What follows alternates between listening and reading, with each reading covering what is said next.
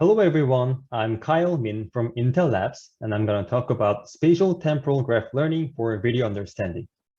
We submitted this work to ECCV this year, and we are planning to release the code in the near future, so please stay tuned.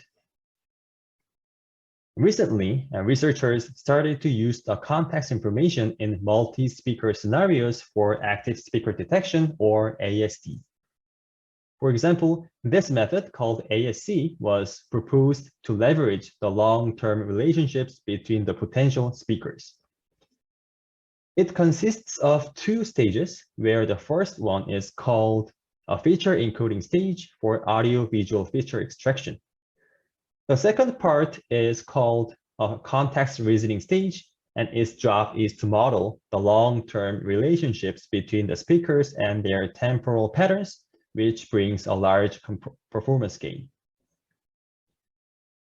For this year's challenge, we proposed a new method based on spatial temporal graph learning named SPEL, which is capable of modeling extremely long-term context information, and on top of this, has lower computation cost. SPEL converts a very long video into a graph structure where each phase region corresponds to a graph node, and the spatial and temporal interactions between the faces are captured by graph edges. After constructing the graph, SPEL uses GNNs to solve the problem of ASD as a binary node classification.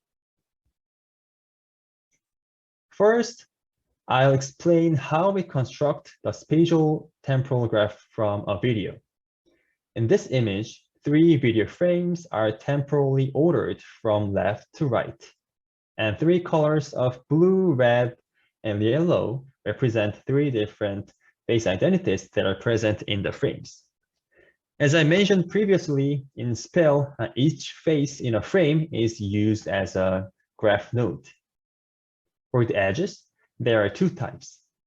First, we connect all the nodes within a frame using undirected edges to encode relationships between different face regions. In addition, the nodes corresponding to each face identity are connected across the frames to encode their temporal dynamics. For this second type of edges that are for temporal dynamics, we use all 3 forward, backward, undirected edges to embed more detailed temporal information to the graph. After we construct such graphs from a video, we use GNNs to predict a binary label for ASD. Specifically, for each forward, backward, undirected graph, 3 layers of GNN modules are used to aggregate spatial temporal information. The first layer is implemented by EdgeConf, which is known to be effective in modeling pairwise relational information. SageConf has a similar form, but it models an information from a single node, so it has fewer parameters. We discovered that placing EdgeConf first and SageConf in later layers provides better performance while using less number of parameters than only using EdgeConf in all 3 layers. First, we wanted to make sure that our proposed SPEL is effective in learning useful context information. All of these methods in this table have multi-stage frameworks. Here, stage 1 MAP is the detection performance when using only the feature encoding stage.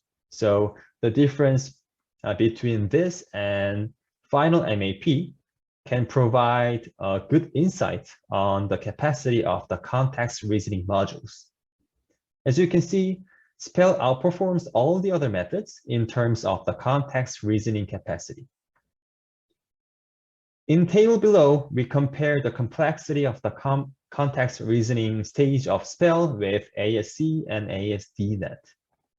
These methods have more than 10 times the parameters and model size than ours, but ours brings more performance increase.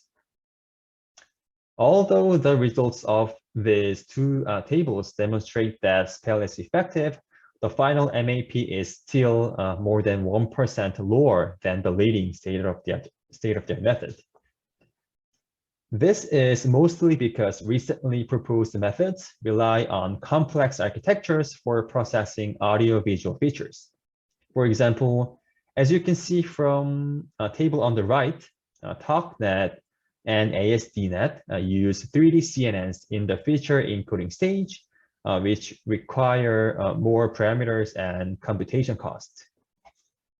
So instead of using complex 3D CNNs, we improved the performance of the feature encoding stage by using a technique called TSM that does not introduce any additional parameters nor computation cost. It was proposed in ICCB 2019 as a generic module for any 2D CNNs, which is capable of modeling short-term temporal information. By using 2D ResNet architecture augmented with TSM, we could improve the overall performance a lot.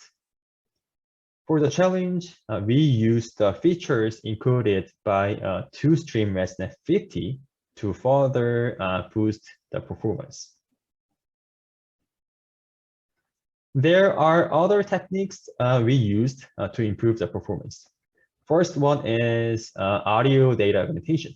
Specifically for each audio signal in a batch, we randomly select another audio sample from the whole training dataset and add it after decreasing its volume by a random factor.